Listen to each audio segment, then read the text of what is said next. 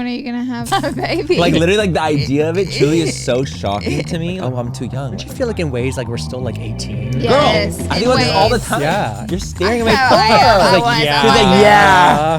What the fuck? We're in a solar system. We are a speck of dust. We are Speck of like dust. bacteria growing on a route. Yes. Like, literally. Hey guys, welcome back to Full Coverage, your favorite podcast with your host, me, MUA, and Laura Lee. Today we have a very, very special guest. We have Spencer Hedges with us today, who's also known as Painted by Spencer online, an amazingly talented artist, and we are so happy to hear from you today. Oh, I'm so happy to be here. You know how long I've been watching your podcast for. Stop. And I just feel like this is such a full circle moment. We're gonna have fun. We're gonna be fools. We're gonna Yes. be messy. Full circle. Yes, full circle. I love that. I love that you're like a listener. That's so sweet. Yeah. Thank you so much. Yeah. We're like so excited to have you. Like, we've been following you forever. Obviously. We have all been mutuals like forever. Yeah. Mm-hmm. And I feel like, when's the first time I feel like we met at like it was like something crazy. It was like a Maxim party.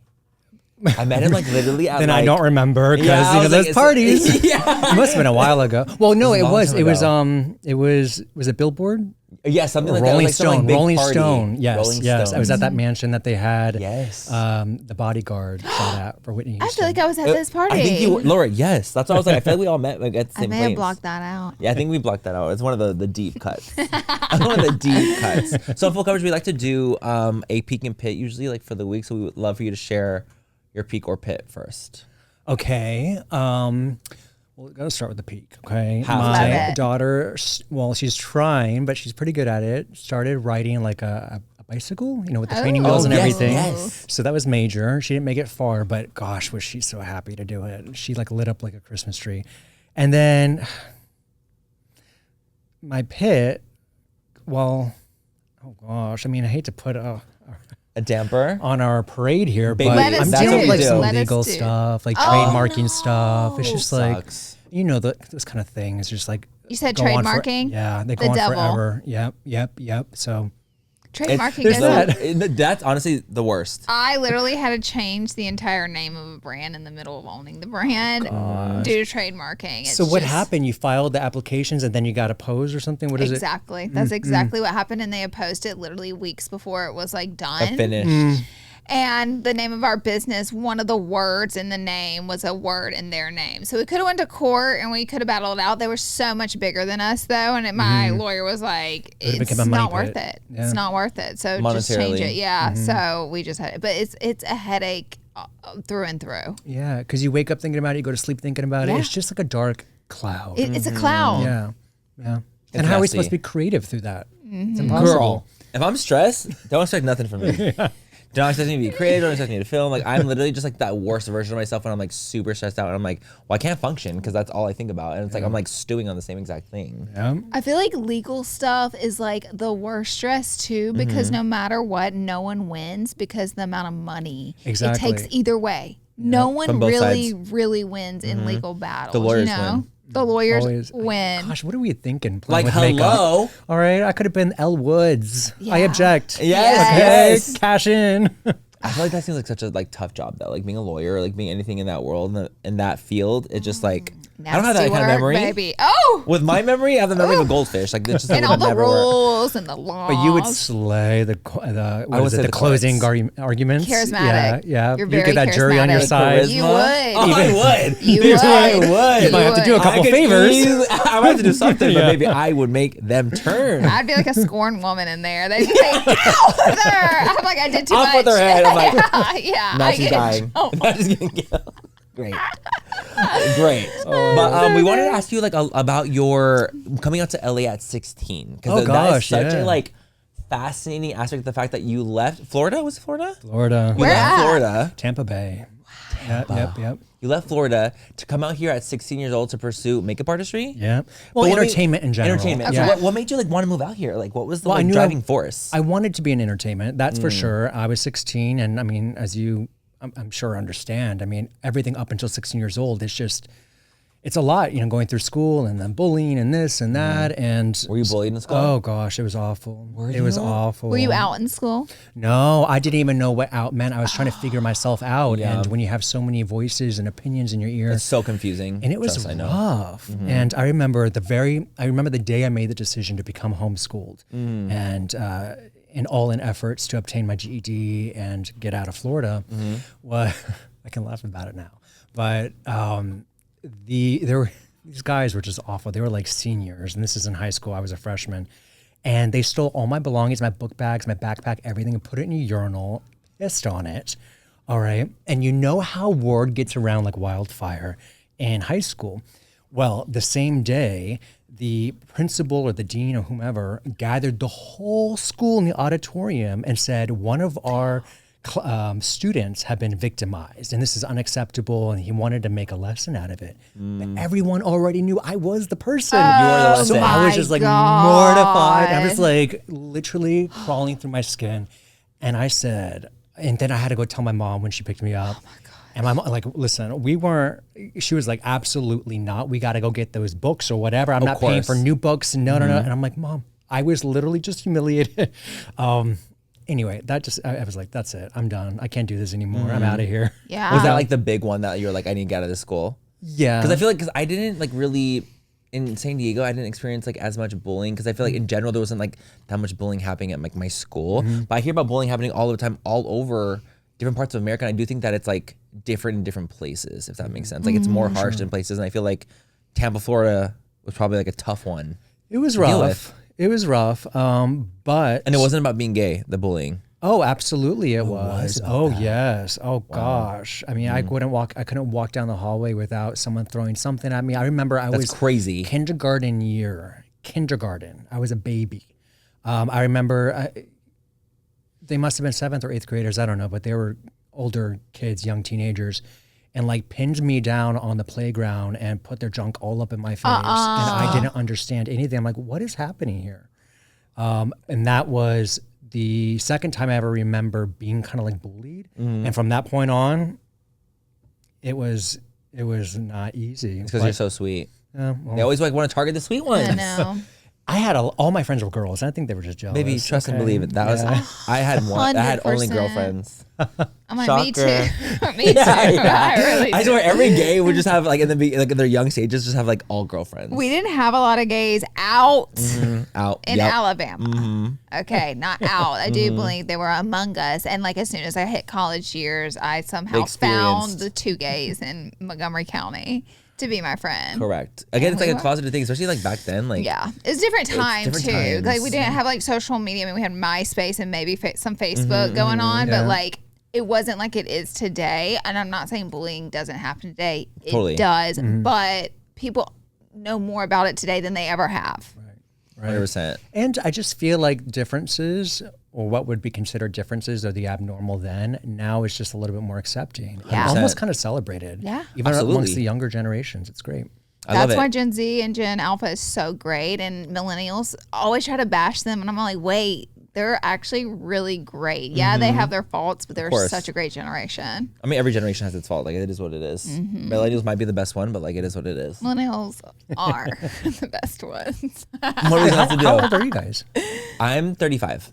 37. 33. 30s, I feel like have been the best. What did I just say earlier? I said 30 is like the beginning of your life. Yeah, he said life starts at 30. Life starts at 30. I'm excited for my 40s. Okay, I don't know why, but I just 40s heard is a 40-year-old woman talking about it, and What's she she was saying? like, "You guys," she was basically saying life starts in your 40s. Oh, great. But see, that just goes to show like it just gets better. Yeah. Truly. Yeah. Like it just keeps getting better and better, which I love. So back to like what you moving out here at 16. Okay, What yeah, made sure. you want to like move out like entertainment wise? Like were you like I want to be a makeup artist, or did you like just want to be in the world? No, I just wanted to be in the world. I loved LA. I loved glamour. I loved being in an environment where one is celebrated to be different. And I mean, where else would you think besides LA that represents that? So I knew I wanted to work in entertainment somehow, some way. Being a makeup artist, no, because I didn't even fathom that idea. Right. I didn't know until I lived here that being a makeup artist was a thing. Like people are paid to be like put makeup on someone else. Like I couldn't get past that. I'm like, that's wild. And once I got my first little gig, I was like, all right, this might be something. Who knows? Maybe What was not. your first gig? It was after I had started an Instagram. At the time when the job I was working, some girl in the office, my coworker, I would always do her makeup. And she goes, why don't you post on Instagram? I'm like, what is Instagram? What is this? She was showing me and the pictures and the hearts and all that. I was like, I don't know about this. She said, Spence, do it. What do you have to lose? So I said, okay. And I would start posting befores and afters. And I remember Lily Galici. Remember Lily Lashes? We know it. We know. We know the Galici glam, babe. I did the Galici glam. I taught a tutorial on there. What is that? I would shoot my shot. I reached out to Lily. I'm like, hey, I want to be on Galici glam and teach on there. And I got a couple clients, and that was the beginning of something. Before I knew it, I was teaching master classes and just taking on clients that, enjoyed a good glam. Let me ask you, since you've done a lot of people's makeup, if you could glam any 3 celebrities in the world, who would they be? Celine Dion. Someone's thought about this. I love that Celine is an option. Celine Dion, of course. Diana Ross, I would love. And, oh gosh. Oh, wait, no, only 3. Only 3. Okay, fine. Okay. Okay. Okay, forget Diana Ross. I'm sorry. Okay, I love her. All right. I'm sorry. Scotch Diana. All right, so Celine Dion, Kiki Palmer. Ooh! Just because I love her energy and she's just so The best. infectious and and my longest dream client, who I think I would truly be just like starstruck by, is Tiffany Pollard. I love New York. Wow. New York is everything. Yeah, I would dream to do her makeup. I love that. You would turn her out. Yeah. You would turn her out so crazy. So did you start acquiring clients when you had first moved out here? And like the clients that you acquired, did you ever get like celeb clients that you were doing constantly? Like, did you ever have to? No. Yeah. At first, no, not at all. And in fact, it was really hard for me to even get celebrity clients. I couldn't get an agent. I couldn't, I just kept on like hitting these walls, and it would be so infuriating. Like the number one question that I'm sure makeup artists listening or watching can relate to is people will ask you once they find out you're an artist, they're like, oh, what celebrities have you worked on? What celebrities have you worked on? And it's just like, I would be so kind of like tickled by that, because I'd be like, well, I haven't worked on any, but I don't need a celebrity to validate my talent, you know? 100%. So I always knew when I got into this that I never wanted to branch into that necessarily and be known as a celebrity makeup artist or so-and-so's makeup artist, because I always wanted to build something in my own light and never become a shadow. And I knew I'd wanted to branch off and have my own brand one day and just scale and rule the world. I love that. 100%. So- I would feel the complete exact way. This episode of Full Coverage is brought to you by Progressive Insurance. Do you ever think about switching insurance companies to see if you could save some cash? Yes. Progressive makes it easy. Just drop in details about yourself and see if you're eligible to save money when you bundle your home and auto policies. The process only takes minutes, and it can mean hundreds more back in your pocket. Visit Progressive.com after this episode to see how you could save. Progressive Casualty Insurance Company and affiliates. Potential savings will vary. Not available in all states. Thank you to Hers for sponsoring this episode of Full Coverage. If you tried everything to lose weight and still feel stuck, this summer can be different. Weight Loss by Hers is designed to support you reaching your goals with access to an affordable range of FDA-approved GLP medications, including Wegovy Pill and the Wegovy Pen. Everything is 100% online with Hers. You'll connect with a licensed provider who will determine if treatment is right for you. If prescribed, your medication is delivered right to your door. No insurance necessary, which we just think is absolutely incredible to be able to have access to care like that. With Wegovy at Hers, lose up to 20% of your body weight when combined with diet and exercise, and it helps regulate your appetite, eat less, and keep weight off, which is absolutely incredible. And a lot of people really do want that and need that. Ready to reach your goals? Visit forhers.com/full to get a personalized, affordable care plan that gets you. That's FORHERS.com/full. Forhers.com/full. Weight Loss by Hers is not available in all 50 states. Wegovy is the registered trademark of Novo Nordisk AS. To get started and learn more, including important safety information, Wegovy clinical study information, and restrictions, visit forhers.com. Do you have any like client horror stories that like One second. give me like your one of your biggest like horror stories, no names obviously, but like anything that like truly you will never forget, like at being like an artist and you had a client that just like did you dirty? 'Cause I feel like we all Celebrity have. or not? Celebrity. Either. Or not, whatever. not. Or not, I don't care. Or I celebrity. remember when it was probably not my, I don't think it was my first wedding, but it was right when I was a beginner. And you guys might be able to understand because Too Faced had their milk chocolate palette, I believe. And one of the shadows in there was a bright blue. So keep that in the back of your mind, and we'll get back Bright to that blue, in a I'm second. scared. The most Semi-sweet. random. Yes. I know exactly what you're talking about. Yeah. My first palette I ever bought. I love that. Shout out to Face. I remember prancing into a Sephora, and I was like, "Yo, my girlfriend wants a semi-sweet palette." you know, sure. Manny, you know. I know. So I'm like, Little do they know, I'm just going to be playing dressed up when I get home. So I got the palette, and that's what I used for everyone and anyone who would hire me.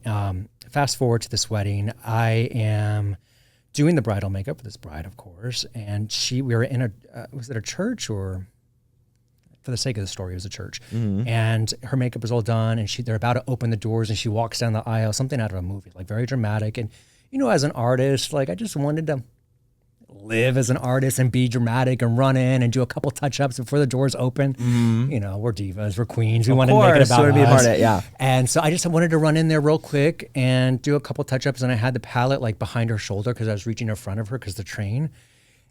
Of all shadows, the blue shadow fell out, went down the back of the train. So you just had a streak of shimmery blue. It was like a blueberry blue, okay? And I didn't know, I didn't realize until I was like, okay, great. They're about to open the doors, and I step back, and I'm like, Oh my God. Something blue, baby. something yeah, blue. yeah, something blue. That's right. So I didn't say a word. There was nothing I could have done. Yeah. I mean, It's there's done. at that point, it's a wrap. Yeah. And I left I mean, it was after behind that. her, so you should never notice, I'm sure, until the Yeah. end. Until she walked down the aisle, and everyone was like, and not She's for the so good. beautiful. You're like this with your palette. Sue that dry cleaner. That dry cleaner fucked you up, mama. It wasn't me. Yeah, so it turned from semi-sweet to bittersweet. To bitter. Wow. The fact that it fell out right then and there. And Yeah. hit the freaking Yeah. dress. And of all shadows of, Of all like the neutrals it in couldn't there. be the shimmery cream. that's like a dime a dozen. I have so many stories that, it's fun Do you have being a another makeup one? artist. Give us another. I just think they're fun. That story was great. Was that a celebrity by or the that was way. not a celebrity? That was, no, He's she like, was not a that- celebrity. he's like, And that was J-Lo. And that was Celine That was Dion. the- and that was Kim's first wedding. Oh, shit. Okay. Let me see. I mean, I know a celebrity one. She was a big celebrity. I think She she's a is a bitch. big I'm like, celebrity. Well, that too. You're like that. That too. Hello. I was doing her makeup for, I think it was some award show, and she was accepting an award. And I was at her house. It wasn't even her house. It was like a house that they were renting in LA.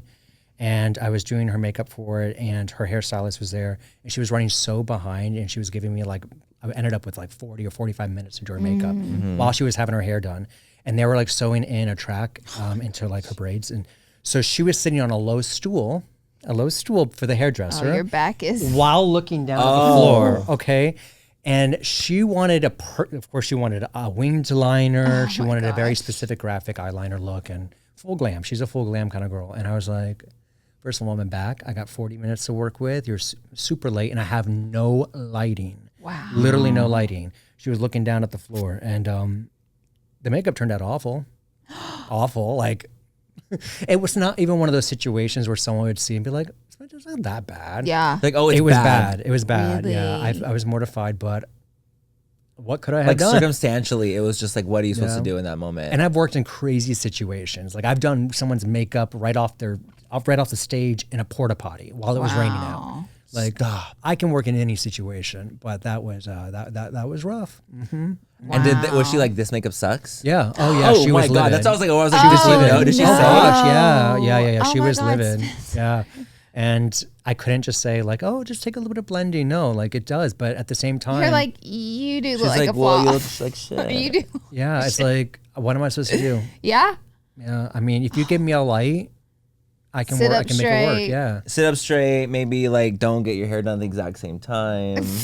And I'm used to if Hair you're gonna and do that, makeup. if you're gonna have a track sewn in, the hairdresser needs to be on a step stool. You know what I'm saying? Or just so any situation where I can have a client looking forward, which is not a lot to ask as a makeup artist. Oh my God, Yeah. that's I feel like bare minimum is looking forward. Yeah. What can you She's do? can you look at top left as you're tight lining, and she's like, That's what it was. Doing wing liner, she's looking down at her phone. I was like, Oh, that could I mean, it is what it is. At that point, you're inviting it to be bad. But that sucks because it's like the circumstances weren't there for you. So it's like on your name, you know, that situation happens. Yeah. Yeah. She wore glasses at the event. Amazing. Glasses. Perfect. Huge ones. Huge, I like recently this. went to an event and I can confirm I got a photo. I was so tired. I didn't feel like doing my eye makeup. Like, you know, I can do a little concealer, a little blush, a lip. I literally put on the darkest Like sunglasses like this, went to the event, never took them off, and went home with no eye makeup on. If I could leave the house like that every day, I would. Absolutely. Why not? I was like, I And I'm just sure you can't do slayed. this. It was chic. It was chic. I was saying it was chic. They're like, look at that fucking You're like, over there. Was it indoor or outdoor? Outdoor. Okay, well. Even more See? acceptable. Yes. Yes, It was 9 p.m. and It you're was- like- it was nice. Okay, I do want to switch gears a little bit and talk about like fatherhood Yeah. and that journey for you, because you talked about like having an IVF journey that like was not smooth in any way, shape, or form, and which I find just so commendable and so amazing. And you have your little baby Celine, which is incredible. But I would love for you to talk about the IVF journey and just made how that you was wanna for you. become a Yeah, what made you father, want to be a too? dad? I had known since I was about 12 or 13 when my youngest sister was born that I was destined to be a father. And so I did everything I could to make that happen. And that included moving out, going back to earlier in our conversation, moving out and making something of myself. Now, once I started, my career felt somewhat stable.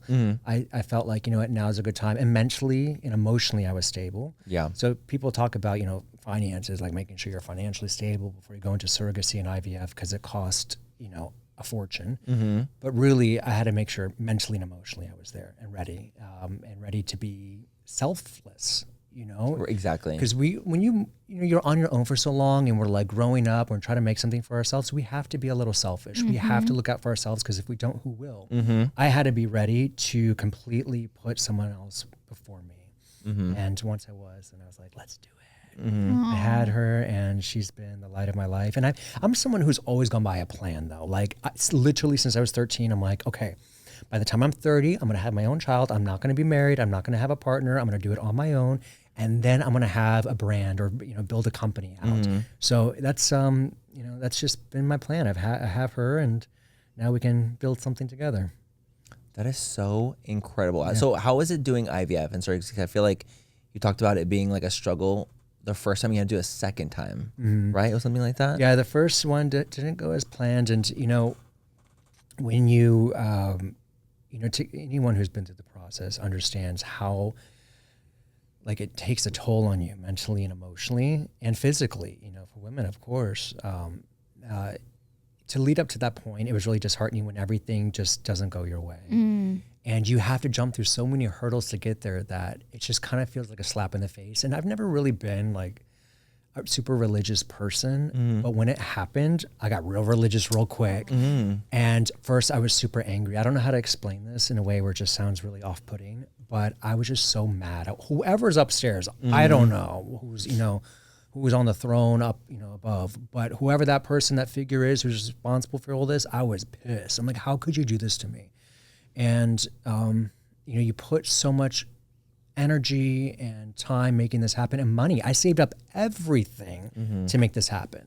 And because it's an expensive process. It's very expensive. IVF alone is expensive. Once you get into surrogacy, it's a different ball game. It goes from, you know, I don't know, 50, or I don't know what IVF costs. It depends on everybody. To now you're talking hundreds of thousands of dollars. Because surrogacy is like in the hundreds of thousands. It's in the hundreds of thousands. Oh, yes. Oh, it's a whole different ball game. And so many, like, in my situation too, is that not only did I have to find an egg donor, but my surrogate, we had to go through so many things like psych evaluations and, gosh, there's so many. It's all For such a your blur. surrogate? For both of us. And for both of you, For both. okay. There's certain, we did this in Florida. That's where my surrogate was located, and our IVF clinics were located, and our doctors. So California, I think, is actually quite similar to Florida in regards to the requirements. But yes, there are so many things you have to do in order for the state to allow for IVF and transfer of embryos and yada, yada, yada. So this was months and months, if not years of planning, and months of saving, years of savings to make this happen. And just like this, no, didn't work. Time, money, everything down the drain. And it's crazy and surreal to think that, like, you know, we're fighters. Like, I thrive off being in fight or flight mode, and I'm a problem solver. I can get myself out of anything. To just be told, no, door shut in my face. Not gonna happen. I was like, there's got to be a way out of this. No. And I remember the day I found out. You guys will relate to this. I was filming something. I think it was for the Smiley eyeshadow palette or something. I think it was Urban. I had to film something for it, and the day of filming is when I found out. And I found out right before we started filming, and I just found out it didn't work. And I just like, okay, no problem. Hung up the phone, and I completely ignored it. And I filmed, and it was so ironic looking back at it now that I'm talking about, a Smiley eyeshadow palette and being happy. And Totally. I think I was wearing like this pink blazer, and then I remember we stopped filming, and I just like crashed. I don't remember nothing. Last thing like disassociate completely. Yes, completely. I've never had a mental breakdown in my life. Oh my God. And it was it is what it is. But it all worked out because I had the most precious little girl, and I'm so proud of her, and she's so sweet. Like her demeanor, her energy, like her as a person. I'm so excited to see her grow and flourish and be the diva that she is. I think it's so amazing that you did it like all like solo. Yeah. Like that's so commendable. I just think that like, 'cause I'm like single and When are you gonna have a baby? like literally like the idea of it truly is so shocking to me. Like that's why like it's so commendable because I'm like I can't really put my head around it as much. Like in my grown ass age, I almost feel like I'm like, oh, I'm too young. Like I can't. Like I'm Don't you 35. feel like in ways like we're still like 18? Yes, I think about this all the time. Yeah, yeah. Mentally, I feel like I'm so young, but I'm like Until my you body's hang out not. with an 18-year-old, And I'm like, you're "Ooh." like, oh no, Yes. you're like, go to my 30s. Well, listen, let's live and learn from others. Okay. Yes. No, But literally, it's still, like- there's a lot. Like it's our industry too. Yeah. It is. Like our job is young and it's fun and it's trendy and it's in, and so it keeps you kind of young and it keeps you like. That's. I feel like whenever you say, "Don't you feel like you're 18?" I'm like, a part of it's a job. Yeah, that's true. I think it's like almost like we're forcibly young with what we do. Like Yeah. it's what we're around. Like we're constantly seeing that. You like don't show her face ever. Like really. I don't, no. What was like the decision behind that too? Was there like a reason It wasn't a you wanted to? decision. Okay, I was just wondering if like, it that was, wasn't like, a thing. decision. It was an instinct. Okay, got it. You just felt it. Yeah. Totally. I don't know. I just feel like I didn't even notice until someone had pointed out, like, you really don't ever show her face. And I was like, yeah, why would I? And many parents do show their kids' faces. And by the way, that's freaking fabulous too. You know what's best for your child. Yeah. I Totally. love that. There ain't nothing wrong with it. I'm not knocking it.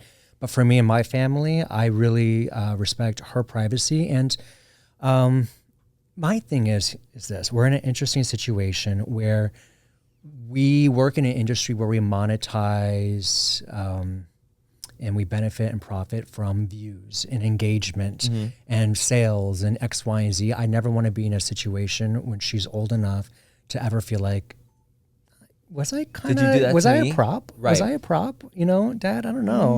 I never want her to feel like, never feel that or question that. Like, and I whether or not she wants to be on social media or in front of a camera, that's her decision to make. I understand I'm her parent and she's a kid and I have to make some decisions for her, but that, I don't know. That's a decision she needs to make when the time comes. And, Totally. She is her own human being, and I respect her, her privacy. I love that. My niece came to live with me when she was 14, 15, and she was becoming in a lot of my content. She would jump into my long form YouTube videos.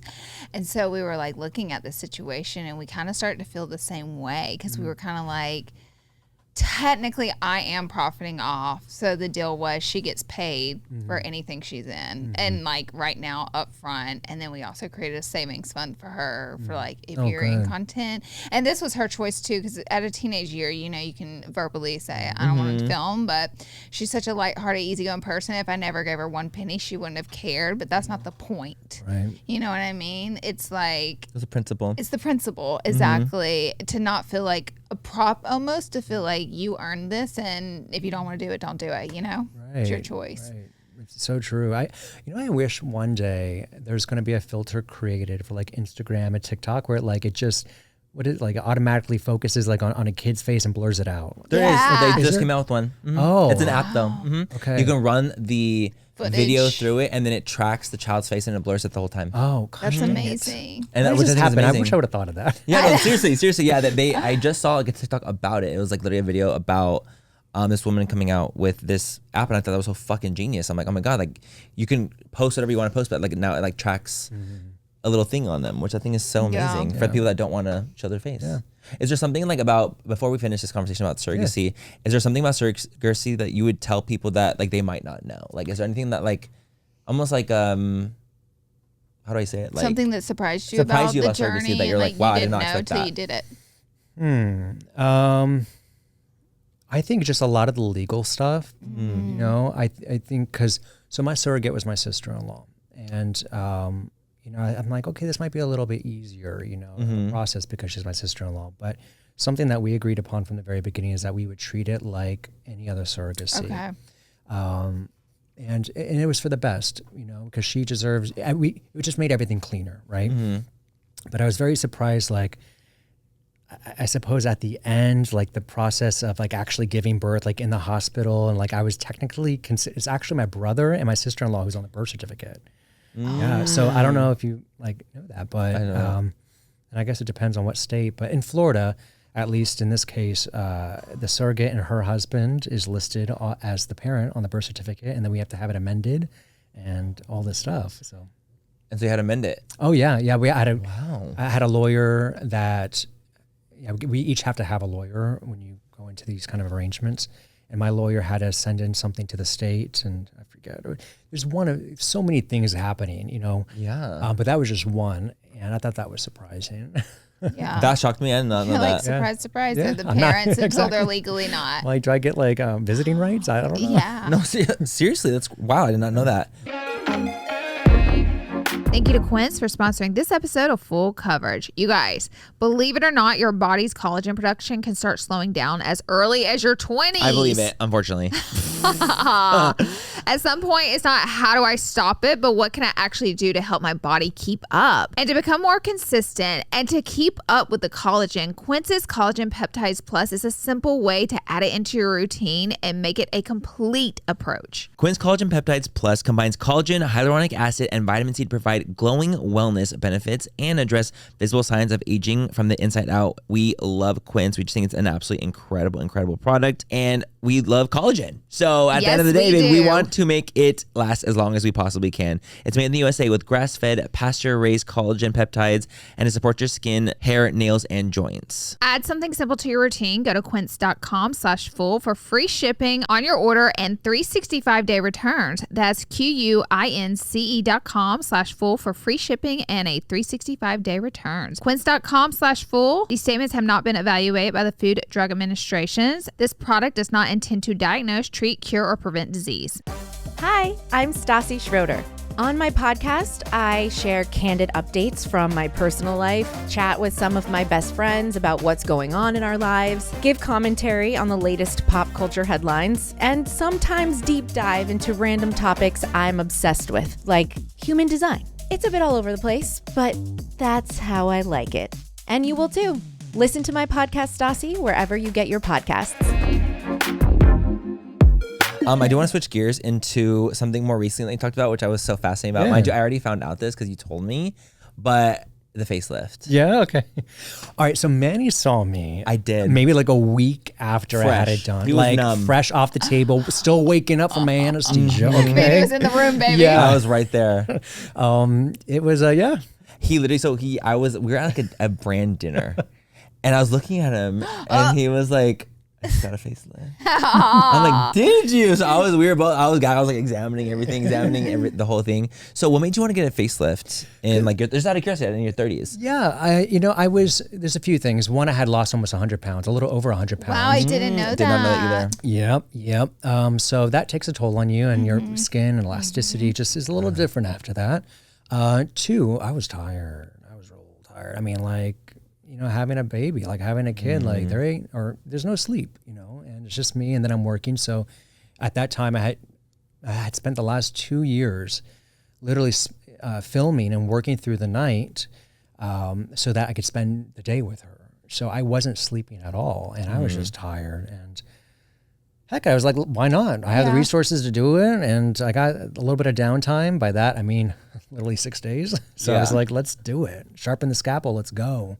I love that for you. So what were you look in the mirror? Were you just like, this is something I want? Yeah. You know what else too? Are you a surge queen? Like, do you like surgery? Like plastic surgery vibes? I love watching it. Okay, I'm very, like, if I wasn't a makeup artist, I'd probably be a plastic surgeon. Like That's Yeah. he literally- loves a little this, I a little love. that. I'm the exact same way. I would have been a plastic surgeon if I wasn't in my career. You can Deadass. watch like the videos and like the blood Absolutely. and everything. Yeah, me I like too. wanted to do those things. Yeah. I'm very into it. Did it not scare you? Not at all, because I It trust scares me. That's why I'm To go asking you under? that. Yeah, I like do that. Like I'm just terrified. Go wrong. I'm gonna hate it. Like Yeah. X, Y, and Z. Yeah, I feel that. I think that's the scariest part for me at the time was not being like cut up and all this stuff and stretched, pulled, tucked in every direction. It was going under anesthesia. Okay. So there's this movie. Have you ever seen it called Awake, where she's under have. I've heard of it, but anesthesia? I've never watched absolutely it. I'm too have. scared. Traumatizing. Yeah, so I was like, I know I'm gonna be traumatized. I don't want to watch it. There's a guy, the actor, I forget, where he goes under anesthesia and he feels everything, but he can't communicate it. Like he's paralyzed. Yep. And I get sleep paralysis. So that I'm like, well, if my mind, like if I'm already getting sleep paralysis, what if I have that situation while I'm under? But everything was fine. Really? I love that. What kind of like facelift did you get? It was a deep plane facelift. What's that mean? That's So- that deep muscle one. Yeah, they go in. I go mean, it in takes a deep. skilled surgeon to do that. So they go. My thing is that I wasn't trying to look. My goals weren't to look younger, right? I just want to look rested. Yeah. And Good I for just your wa- age too. I always like say I don't want to look younger. I want to look good for my age. Exactly. I just want to look rested. I want. You know what I tell people? I wanted it to look so natural. I wanted to look like what most people who have never had Botox think Botox will do. You know, people say Botox lifts and makes it look like you had a facelift, X, Y, and Z. No, it doesn't just magically remove skin. Like I had Right. excess skin. So I just wanted to look fresh and rested. And wait, what was your question, Manny? I don't remember, but I think these Facebook caps are a little too tight on Yeah, this. I know. Otherwise, it was like The that's break- a the blood great flow. question. What did I say? I feel like it doesn't look like you've had a facelift at all. 100% agree. And that would be my goal if I got one done. Like it's completely like you just look like you. Yeah, And they thanks. settle too. So I it's just- like Yeah, and they it's like over done. time it kind of like settles in. Just like 2 or 3 weeks ago, I started to settle in, which is crazy. Like I have been like right now, I am still so swollen this way. Okay. Like all my swelling is right here. So I look and I'm like, what in the world happened here? But it's starting to go down. And to answer your question about what kind of facelift, it was deep plane, and so they go real deep. They don't put much tension on the skin, and that was important to me. A lot of people have this notion that facelifts and are associated with that like really tight pulled windblown look, and that's a very old school approach, before they started doing deep plane and smash facelifts. So I didn't want any tension on the skin. I didn't want to look pulled and tucked. I just wanted to move things upwards. How was recovery?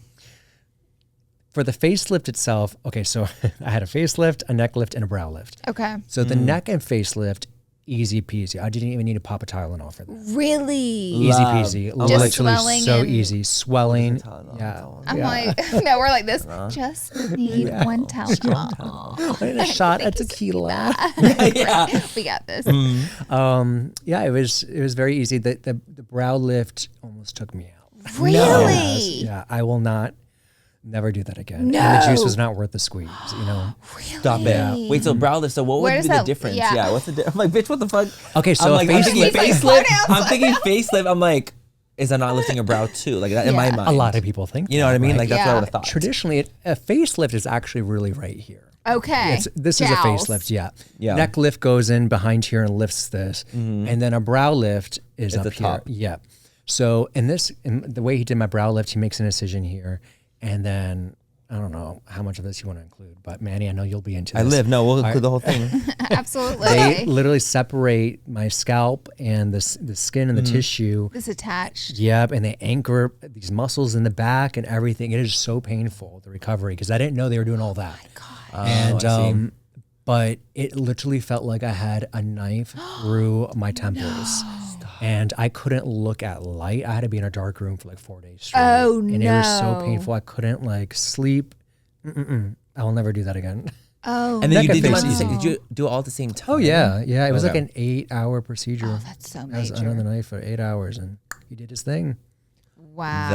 That is so gaggy. I always like me and Laura. I always told her I was like, I'm gonna get one in my 40s. Oh, we're getting like, facelifts. We're getting facelifts. Like, there's no question asked. That's just a point We blank. will not argue about this. No, No, it's just a no, fact. no, no, no. And we always say too, like I was like, okay, in 10 years too, it's like the technology will be even better. That's how Right. we In feel. our With like mind. Yes. the technology for There'll be more facelifts deep now. planes then. Yes, Exactly. In They'll and start out. from the knees up, Correct. Yes, Pull the whole thing. Yes, Yes. honey. Would you ever get a second one? Because they say like people like tend to get 2 in their life. So I'm just curious if they only second last one. for so long. And Right. here's the thing: is that like I probably will get one in my 50s. Yeah. Yeah. And people say, well, you don't gonna need one when you're 65 and then 80. And here's the thing: if I care about what I look like when I am 60 years old, I'm doing something wrong. I want to be on a beach. I want my neck hanging Yeah. down to my ankles. Period. You know, I don't care. I don't want to care. I want to see my babies, my grandbabies playing on a beach with a margarita in my hand. I don't want to care what I look like. I love that. So that's really, really cool. And you'll I like probably that. leave the brows alone for life, huh? Yeah, I'm But gonna life. draw them in Yeah, for now on. that's it. At that That's point, it. maybe just No let more it be. live. I'll never do that again. Have you had any other procedures than those? Like, have you ever gotten other like procedures done before? I've had some things. I've had, A little kiss. we kiss. started young. You know, I started everything quite young. Moved to LA when I I'm was young. the exact same. You don't waste much time. I literally started like I think my first surgery when I was like 24, You're grown then. and I was already mind you, I was Sister's grown. like, you're late. I was grown. I even started Botox when I was like 23. Like I was Yeah. young or like younger doing them. I never talked about plastic surgery. Like I Yeah. never wanted it to be a thing. You know, some people like live for it and they want to preach from the top of a hill that they've had it sure. done. And I love that for people. I never wanted it to be my storyline. And then in our situation, working in beauty, we have, you know, a community that are young and are so impressionable. Totally. I don't want to mix up the message and blur the lines of here's a foundation that will make your skin look beautiful to also I'm having plastic surgery to feel and look To beautiful. make my skin look even more Yeah, beautiful. yeah. The reason I talked about it was because I'm talking about product that gives you a lifted effect, and Right. you know, and you know, claims X, Y, and Z to your skin. If I'm going to talk about skincare, I need to also include that. Hey, I've had a facelift. Something just didn't feel right about it to me, which I wasn't anticipating until after I had the surgery. I wasn't planning on talking about it. Right. And then once I started filming, But then I'm your like, I morals don't came into know. play, and I Something love doesn't that. feel right about this. I think that's amazing. I think that's really testament to who you are because it reminds me of like, I don't know, like fitness creators being like on Ozempic and being like, you guys just do my plan. It's like, it kind of gives me that vibes where it's like, okay, well, how are you going to be like as honest as you can be if you're not disclosing the things that like you've had or whatever it might be. So like, I think that's really commendable and I think that's really awesome. also- A lot of people do that. I feel like it also, not that you are one dimensional, you have a child, you have an illustrious history, but I feel like it has layers because that is who a human is. And it's like online, no, you don't have to give everything, but it is sometimes nice to like pull back the makeup and talk a little bit about what you're doing in your life and like add those layers and let your audience in. I think, of course, there's always going to be negativity with that to some degree, no matter what you're adding a layer to. You know what I mean? But I just think it keeps you interesting as well. Thank you. That means a lot coming from you guys because I really commend you for what you've been able to do and show you and lead with your most authentic selves. And you built a community who is obsessive and rides for you guys because of that. Thank you. I find that admirable because I haven't been able to achieve that. I don't feel like, you know, to that extent. And this year I've been working on that. Like I dropped the Painted by Spencer. I'm like, it only took me having a kid to really embrace my last name. I've never led with my last name for anything. I've always been super private. And now I'm just like, I don't know. It's scary. It is scary. It's scary. Yes. 'cause But you're- it's very rewarding as well. And the older you get, I feel like you come into your own more and more and more. And it's like, I feel like in my 30s, I've been the most sure of myself than I've ever been in my life. And I think that like really adds to it where you're like, oh, well, like, I feel like I know who I am. My frontal lobe's developed. Like, I'm not like scared to share an opinion that might be different from other people. So it's like all these You're different things. you're more unapologetic. More unapologetic now. And I feel like as we get older, like it just gets more and more. And you can like tell with like even like older people that are like, bitch, I don't give a fuck. Cause I just feel like you care less. It's true. The older you get, because you're just more and more sure of yourself. So I think that's amazing. Okay, well, we have some fun beauty guru rapid fire industry All right, let's do it. questions to ask ya. What is the biggest lie the beauty industry tells us? Oh gosh. Well, I mean, this is full circle. Like a certain product is like a facelift in a bottle. It'll pull snap. Listen, there ain't nothing like a scalpel and a needle and knife and a thread. Period. Okay. Correct. Like, listen, there's only so much skincare can do. What do you think about, this is me just going, what what do is you me? think about foundations and makeup? This is 36-hour wear, 40-hour wear, 24-hour wear. I think it's all kind of silly. I mean, a lot of those claims, it's just like, all right, where are you going with that? What's the point of this, What's the right? I mean, point? who's rocking it for 36 hours? And don't come after me. I know there's nurses in the ICU. Every time who it work goes I to get it. nurses, every time I know, they're like, I get it. I get it. Okay. And I love that. I want you to be in full beat too. But at the end of the day, it's like, it's not so much the claims, it's the person wearing it. How is your skin going to wear that foundation? Because a foundation that might last 2 hours on you can last 24 hours on somebody else, and vice versa. So Craziness. What's one makeup trend you wish would disappear forever? trend? Oh, okay. I can't get behind putting highlighter, like the full face of highlighter as like the base. Like the primer. yes. Make it the glowy underneath. shimmery Yes. Yes. underneath. I'm like, no one wants to look like a rotisserie chicken. Like I love the idea of it, just not everywhere. Like around the nasolabial fold. Well, I was gonna say, especially in this area, like for me, like I genuinely cannot do Keep like it out the the pores. glowy. No. I cannot do the glowy No. base underneath foundation shit. Like that does not work for me because of my pore size. Yeah. Like anywhere in don't be you're staring at my I pores. was Like, like, yeah. She's like, yeah. What the fuck? And I saw her eyes like this. You caught me. I'm like, hello, yeah. I'm like, Detective nope, Gadget. No Lumi in No, there. literally. So it's like it's too luminous. Like it's too Yeah. glowy. I agree. They have like glowy serum primers. They don't have like Oh, that's different, though. highlighter That's in so them. different, yeah. We're It's the talking mica. about Yeah, like it's the mica. That's it's the the problem. product. essentially yes. a liquid highlight, like Yes. a Gen Z drunk elephant glow serum, like all over your Yes. face. That is gonna tear those pores Yeah, up, yeah. baby. And the thing is too, is that people don't think about it. They put that on to get the glowy base, but then they put on a full coverage foundation on top of it that's covering up all that mica anyway, and then powder on top of it. So it's like, To matte Well, then it that's how out. it just balls up then at Yeah. that point. And then at that point, you're just like, too much Defeating the product purpose. there. It's like, Yes. what's the point? Yeah. Love that one. What's a product that everyone loves that you secretly don't or publicly don't? gosh, there's a lot of them. Lumi You're like, primers. there's just so many. Well, let me There's pull out just this so many. Rolodex. There's this powder called Air Spun from the drugstore, Yes. right? Yes. I know people love it, especially if you're balling on a budget. People say that it's amazing. I can't get behind it. I can't do the fragrance. I can't. The fragrance is Yes, crazy. I Yep. can't. Yeah. The fragrance is crazy. I used to wear Airspun when I was like younger, like back in the day, but not anymore. I don't do Airspun anymore. The scent is wild.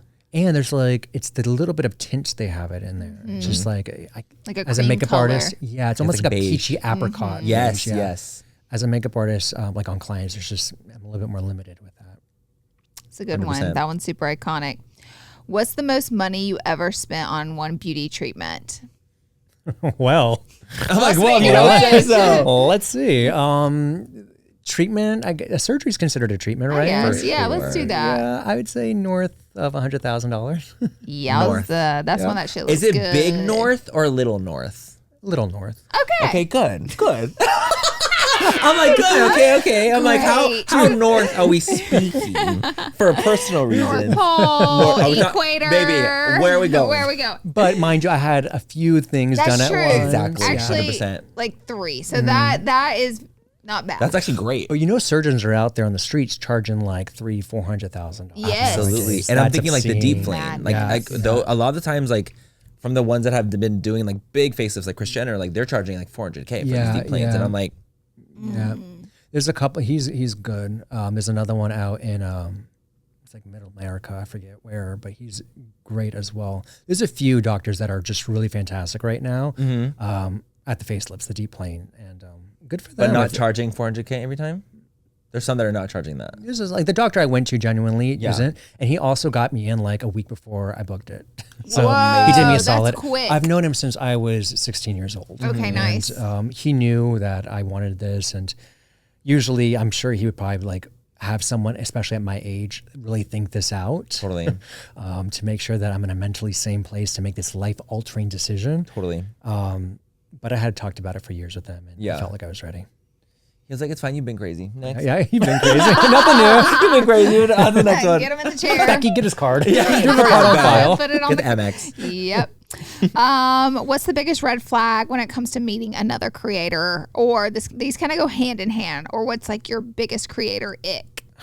For me, it's like when someone goes right into doing a collab or let's film together. Like, Okay. girl, like I just met you a second ago, or let's can you do my makeup? And I really just like to get to know somebody. Another thing too, I suppose, is because you meet a lot of people at events mostly, right? Right. And I know there's a lot happening, but I suppose when you're like locked in and you're talking to someone and their eyes are just like wandering this way and this I've way, talked about this one before. it just feels like they're looking through you. They 100%. are. It's just like, Like they're scouting the room. I have literally done a TikTok where I was talking about Creator X, and that was one of them. And I was like, this one may be specific to LA, but like whenever you're talking to influencers in LA, they will scan the room and cannot keep a conversation with you because they're not interested in what you have to offer. They're trying to see if they can, anything bigger out there for them. It's true. It's true. And maybe like we really pick up on it because I know you're from Alabama and San Diego right now, right? So like from Florida. So I just feel like the customs are a little bit different. Like when we are in a conversation, like we lock in and it's you, me, and this conversation right now, and ain't nobody else around. It's just like a respect thing too. Totally. Because 99% of the time, I really don't give a shit like what we're talking about, Right. Of course, but it's small talk. Exactly. Small talk. But it's still about just showing respect and, just appreciating the time that person's giving me. 100%. That's a good one. And then lastly, if social media disappeared tomorrow, what would you do next? Probably move to France, to Grasse, and become a perfumer. I love that. Are you like passionate about fragrance? Very passionate about fragrance. Really? More than makeup.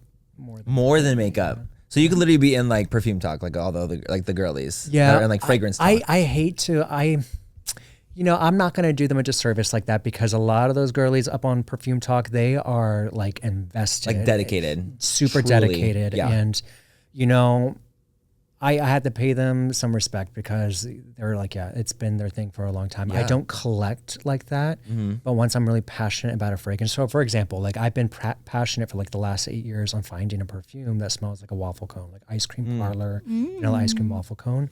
And I've done so much studying on it, and I've gone out to France several times, and I've gone to the perfumers on trying to pick up these notes and these accords and stuff, and it's very tricky to try to create. So I've tried making it myself, and it's just very, very, very difficult. And I've learned a lot about the industry. So would you ever come out with a fragrance yourself? It'd be my dream. Yeah. But to be honest, like, and you guys will both understand this, like, I think starting your brand is very over glamorized, and You're preaching to the You are preaching to the truest choir. I don't know. And I want to do it in a way where, because right now, like to have a brand, it's like put up on a pedestal that you come up with a brand, you do it big, you go right into retail, you scale it, you exit, you have it acquired by a big conglomerate, right? But the Estee Lauder, the Shiseido, the LVMH. I want to run a business. I think not everyone is made to be a founder and a business person, but I really feel like I am more than being an artist. And I think that maybe goes back to like my family roots. And that's funny. Like I got the chills thinking about it now because we were just talking about a second ago how I never led with my last name. I never talked, used my last name. But my family, I think a part of the reason why is because I was afraid of people kind of connecting the dots of, the Hedges family and like our past. And my great grandfather ran the biggest non-sugar industries in Cuba, and scaled it and passed it down. And before literally Castro took all of it, hundreds of millions of dollars worth of businesses nowadays. And he was known for taking such great care of his employees. He built out a town for his industry workers that included an airport and hospital. And it was just incredible what he did. And he was known for that. He was extremely, he was a tycoon in that industry, but he was known for taking care of his employees. And I always promised myself, if I ever had a business, I mean, numbers are great. If it makes me a billionaire, I ain't gonna complain. But I really want to take care of my people and take care of the customer too. Yeah. That gets 100%. lost. Founders, not all founders, a lot of founders just don't prioritize their customers now enough. And I love what you've done with both of your businesses because I remember watching, Manny, an episode, maybe it was on this podcast, but it was a long time ago. We were talking about how you have your family involved. I think your mother and your father are involved in the operations of the business. And I found that very admirable. And that stuck with me because that's always been a dream of mine to have a family operated and owned business. So Thank you. I appreciate that. Hats off to you. Thank you. I've always wanted to like have my family involved in everything that I do because I'm super close with my family and I try to be involved with them and they try to be involved with me. And we're like a well-oiled machine because I genuinely feel like, great team. and you know my parents, like they would literally do anything for me and my siblings. Like they're the type of parents that like, I trust them with like truly my life, and you like that doesn't happen a lot not nowadays. Like you don't get like a lot of like parents that you would like trust with your life, and I'm like I trust them with my finances. I trust them with anything because they're the only people like in my life that I can truly feel like. I mean, other than you and Tyler, of course, but like I would never like fuck me over, like genuinely. Right. Like they're the type of people that are like, we do what we do so that you guys will have what you can have for the rest of your life. Like 100%. They do things for us, if that makes sense. Also, like no one's gonna love your business like you do. It doesn't matter who you hire; it's not their business, and it's like not their problem. So they're never, no matter how passionate an employee may be about your business, they're never gonna love your business the way you do. And I feel like sometimes, and this isn't always with family trust, but sometimes you get lucky. Your family will love it as much as you. So it's like that rare person to help you that loves it and is just as passionate as you are. It's true. It's different too. Like creating a brand nowadays is not the same as when we created ours. Not at all. Back in the day, it was more, it felt almost like mom and pop. Like you kind of had to do it that way. Yeah. You kind of had to like go like, you know, from the ground up, like no investor. Investors weren't sold on the influencer quite yet. Right. And now it's licensing out your name now it's like you to kind of the investor. Feel like you have to in a way. You know, it almost is like the only way. And then you license out your name and then you go into retail and then you sell the estate. Like that's the pattern of the influencer brand nowadays. But you guys must have had, especially after all the success you had with your brands, you must have had opportunities come your way where investors wanted to get involved, right? 100%. But I think, remember at the time, because it was almost like, no, we want to like run our own thing. You kind of like let those opportunities go because you're so like about the grind and about your brand and not letting someone come in and like take control of like your thing. And obviously nowadays, like it's a different time, but back then, like you kind of want to do the thing that you want to do because like that's the whole point of having your own brand. We had also seen a lot of like investor things crash and burn. Totally. So you're like, I'm doing this thing myself. I'm able to garnish the sales myself and do it all. Why would I give up? And I get fucked over by investors. 90% of my company, which is what the numbers ideally look like. Yeah, no, I remember like one of them, they were like, the most we can offer you is like 11%. I think it was like 11 or 12% of your business. And then, and with a guarantee, a hope and a wish and a promise that you're going to do all the things that you're going to say you're going to do to, you know, make this thing happen. So, and you're so young. We were in our 20s. Yeah.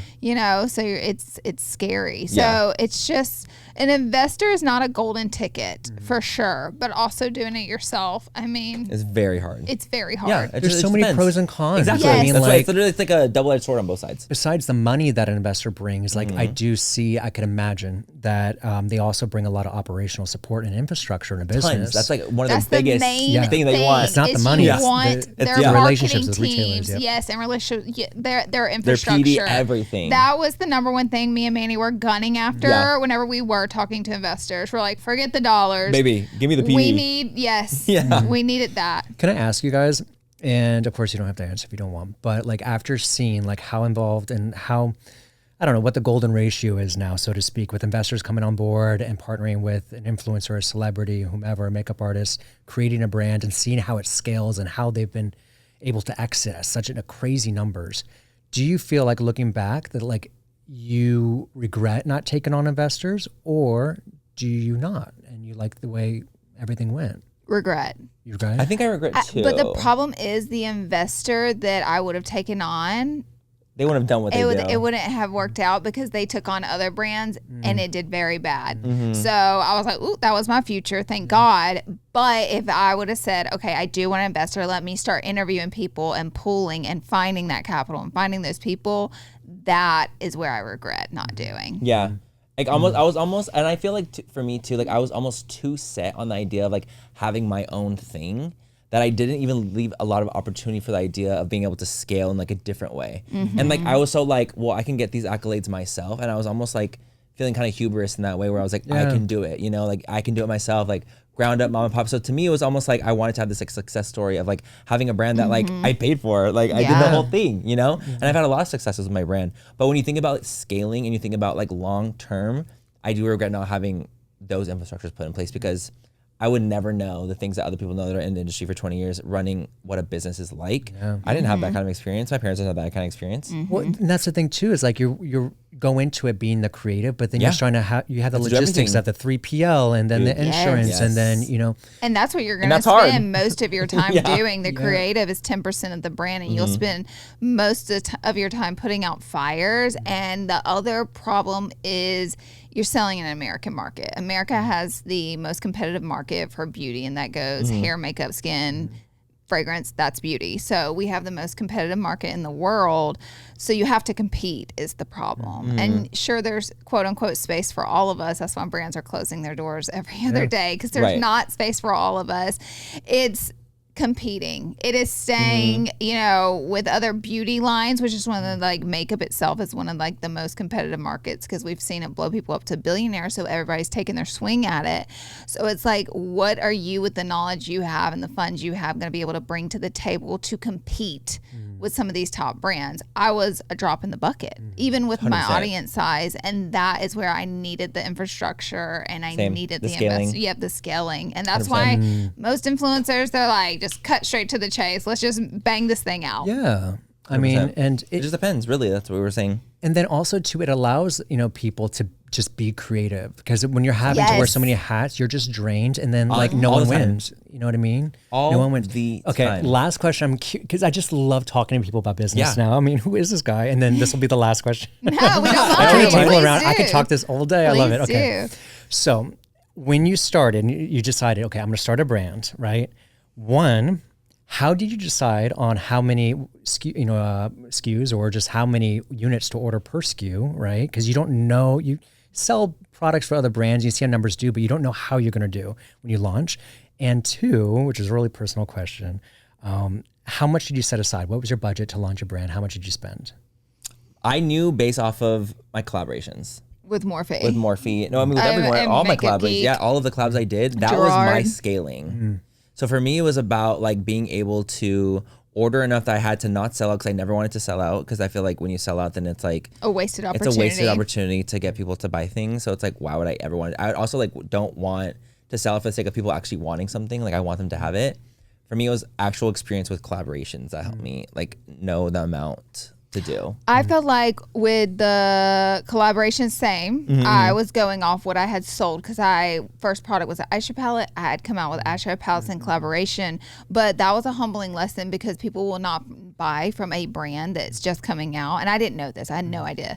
It doesn't matter how much they love you and trust you. They won't buy from a brand like they will a brand that's been around and has a credibility. Like Morphe had been around forever, so their units are going to move faster. That trust there is already there with the customer. So the scaling should have been slightly less than what my collabs were, but I got lucky because we ordered more than enough, and then some retailers were interested in us, and we had product ready to go because of that. So I was able to, it was just turned out to be perfect, but I got lucky. You know what I mean? But moving those units on the own, we ordered more than what we not could sell, because we could have sold it over time, but we ordered more maybe than I should have, but it just worked out really well for me. And then the amount of money, Ty, what do you think we did between Cat's Pajamas and Nudie Patootie, 3 liquid lipsticks, like 2 eyeliners, PR boxes? Because those were like our first year of the business. It was definitely maybe like 1.5 or so. Maybe a little less than 1.5 I would say for my first one was 1. That's what I set aside, was 1 million. Weren't you guys just like so scared? Yes.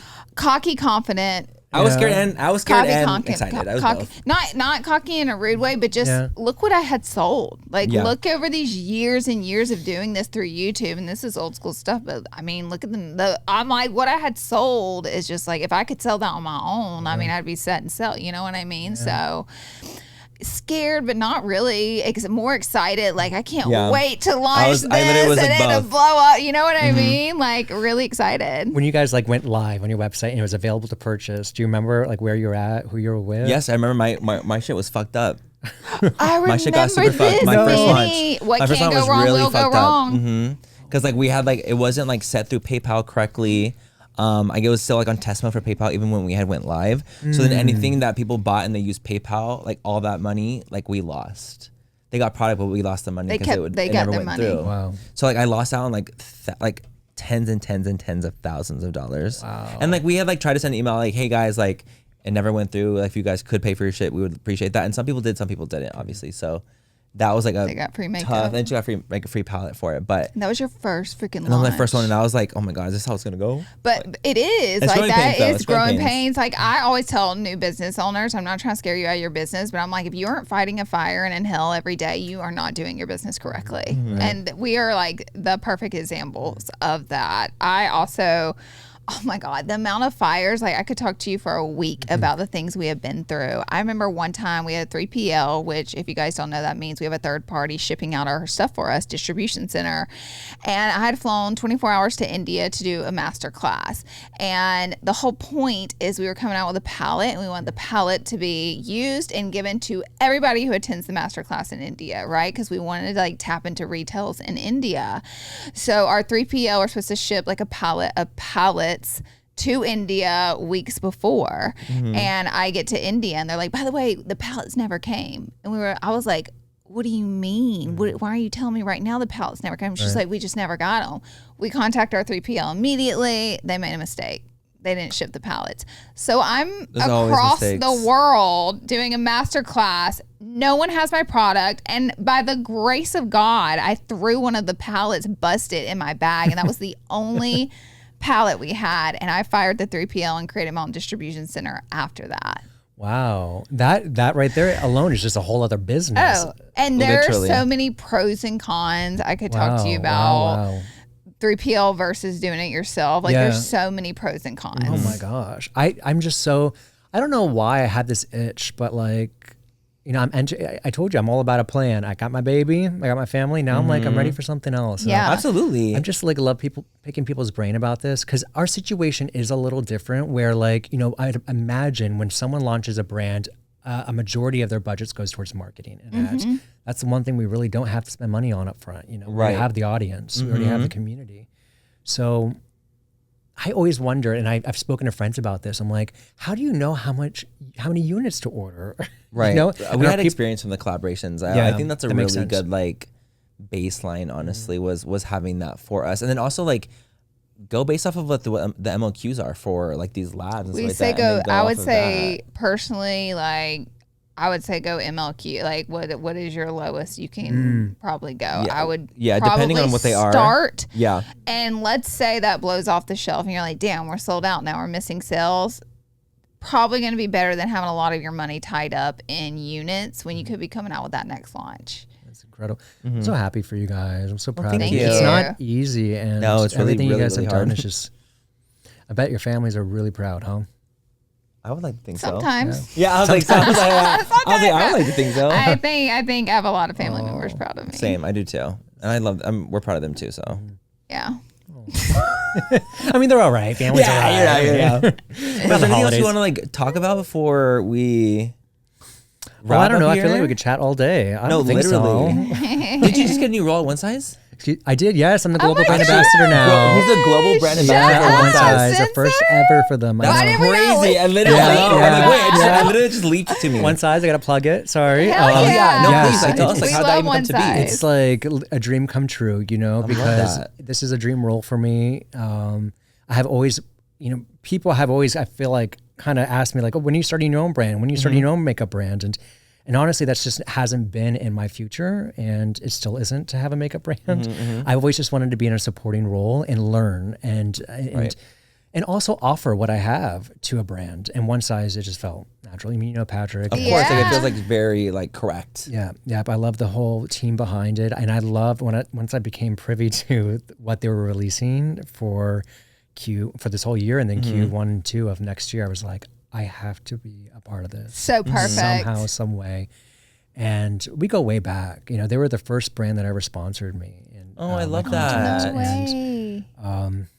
Yeah, I love everything about them, what they represent, where they've been, where they're going, and it's been a real dream come I true. love that. What do you do for them, like global brand? Like, what does that even mean? Yeah, I'm still trying to confused figure that about out. kind of role. Yeah, I was like, do you go and like teach things yeah. for them? Like, We do had- you go to Sephora's and like be like, this is how you do this product? Like, Yeah, so I I'm wonder. definitely enforcing an education around the product, you know, through online content, digital Yeah. content, and also through long form content too. So they just launched new color correcting products in that category. Nice. So I saw the that. sticks. it's legit. Dude, they're sick. I just got them. They're like Yeah. insane. Yeah, it's just like this year I feel like has been one size's year. And it reminds me, I was talking to someone about it the other day. I feel like a brand hasn't had back-to-back hits since like ABH years, you know? Yes.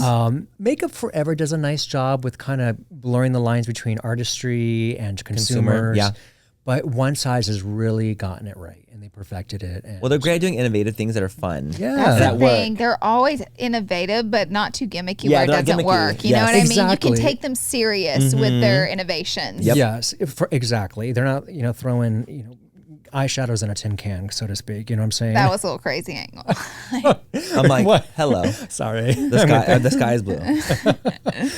No, what they're doing is they're making moves, and they're making all of this super digestible and approachable for the Yes. consumer. Yes, exactly. Because performance-driven product and professional grade products can be really intimidating. Oh, for the sure. And it's everyday hard to like person. even cross that boundary. Look at Ben Nye. Like some high quality, insane performing products, but like people are scared sometimes to buy Ben Nye. Of course. It's like, look Pro intimidating. grade. It's pro grade. Yeah, yeah. So what they're doing is amazing. I'm grateful to be a part of it, and I'd hope they feel the same way. I'd imagine they do. I'm 'cause I have- sure they do. For sure. we have a lot to You're bring to the amazing. table for each other, and Yeah, it's been they're great. lucky to have you. Absolutely. I Thank agree. you. Thank you. Well, this was an amazing episode. Thank you for Yeah. chatting with us about everything. Thank you for having me. Yes, thank you for your candor and we just being will so have honest. all of Spencer's social medias and where to find him linked down below. Be sure to check him out. Thank you so much. And I we'll hope catch to be you back guys. soon, guys. Yes, Yes. absolutely. Come back anytime. Yay. We'll see you guys in our next episode. Bye. guys. Hello, and welcome to Pluto Phone. If you know the name of the movie you'd like to see, just stream it for free on Pluto TV, where all your blockbuster favorites are landing all summer long. Catch Anchorman, The Legend of Ron Burgundy. Fantastic. The Matrix Trilogy. Welcome to the real world. Mean Girls. Shut up! Titanic. I'm the king of the world! And so much more. For Showtimes, press nothing. They're free 24/7. That is so fetch. On Pluto TV. Stream now, pay never.